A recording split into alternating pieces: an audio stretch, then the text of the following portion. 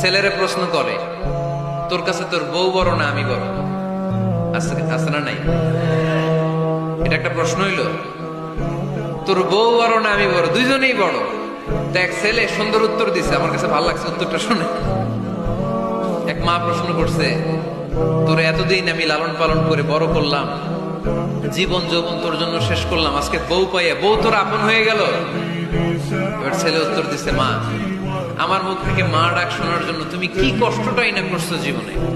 10 মাস আমারে পেটে ধারণ করলা, খাইতে পারো নাই, বমি করছো, খালি ওষুধ খাইছো, তোমার পেট কেটে আমারে বের করা হয়েছে, 2 বছর আমারে দুধ খাওয়াইছো, পেশাব পায়খানা পরিষ্কার করেছো, বয়স যখন 3-4 তখন তোমার আমি মা ডাকছি। এই মা ডাকটা শোনার জন্য তুমি এত কষ্ট করছো, আর আরেকবারের মাইয়া এই ঘরে আইসাই তোমার মা ডাকা শুরু করছে।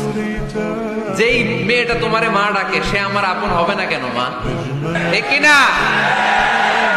তো যে আমার মারে মা ডাকে তার স্থান তো আমার কলিজায়। শাশুড়ি আম্মারা যারা আছেন, প্লিজ বৌমাদেরকে কষ্ট দিয়েন না।